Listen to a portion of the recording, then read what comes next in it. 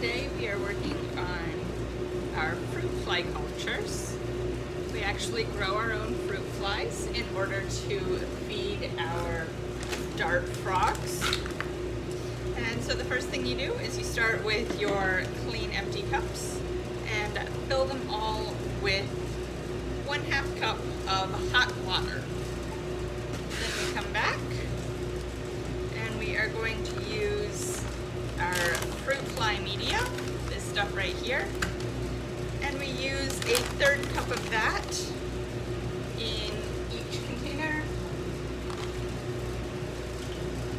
and mix it together with our rubber spatula.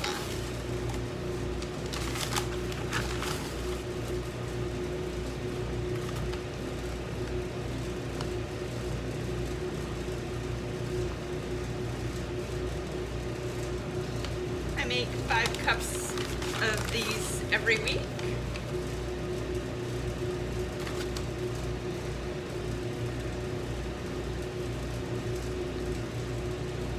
And then clean out the 5 oldest cups when I'm all done. So that's the first step, and then we leave these to cool for a while. So I will come back when that is done.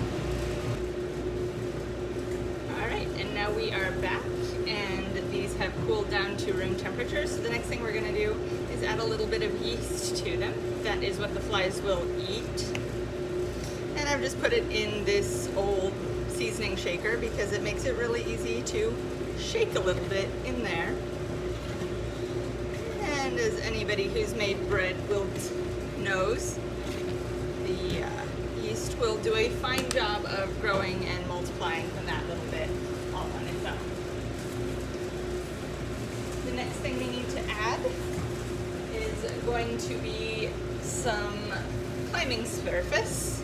So for that we use this Excelsior media. It's kind of like shredded wood, different from shaved wood. Put a tree through your vegetable spiralizer or something.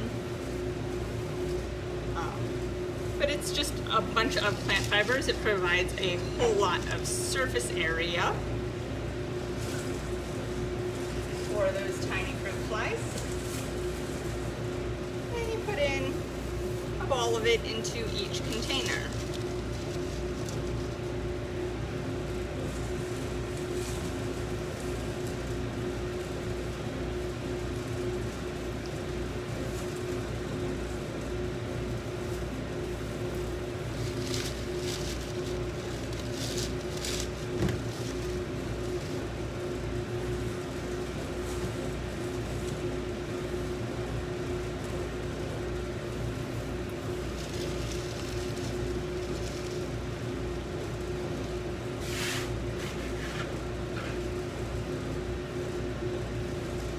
That is that.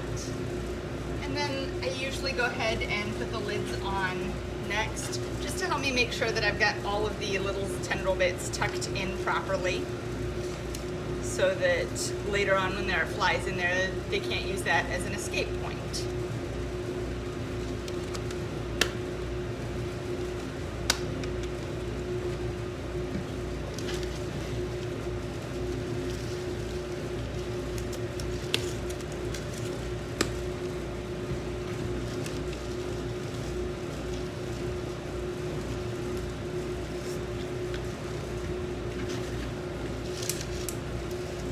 These lids do have little tiny holes in them, much too small for a fly to get out, but enough for air exchange.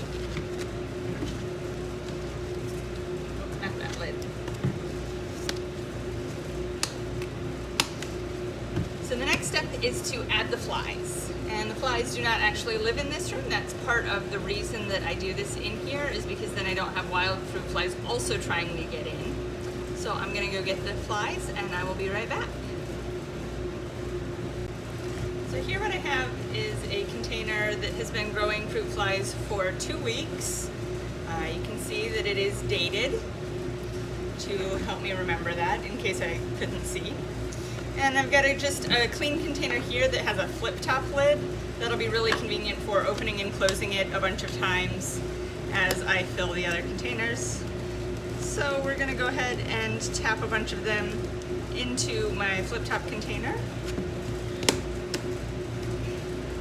And I don't know if you can see, but I do have a few escapees. I will work on cleaning them up when I'm done with this. It's kind of inevitable when you're working with such small bugs.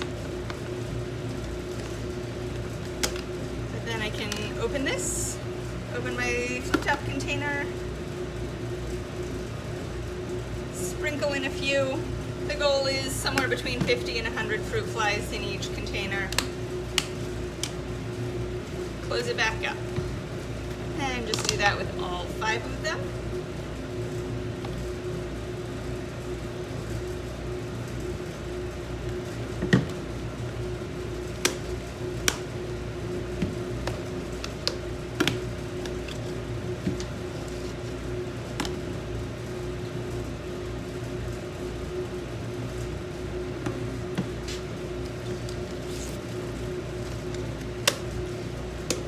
So one of the ways I prevent, these are all wingless fruit flies, and one of the ways I prevent them from getting contaminated with wild winged fruit flies is that the first time, once I put these flies in and close it, they will not be opened at all for 2 weeks. And then the one I use to restart the next ones, that will be the very first time it's opened. And then I'll start using the remainder in that container and in the other 4 containers for feeding the dart frogs for that week. So these are all set up with the new fruit flies. I'm going to take them back over to where they live and go ahead and date them. And I'll take you over to see that setup as well. So this is where we keep the flies to grow out. These are all dated 5/27, so they were made about a week ago. And the back row is the ones I just made.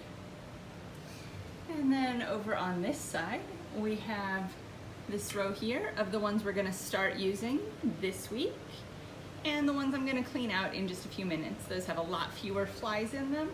And we're gonna go ahead and refrigerate some of the remaining flies to slow them down and feed those out to the crested wood partridges. And this location also has a heat light up top that helps keep the entire area at right around 80 degrees, which is the perfect temperature according to these fruit flies.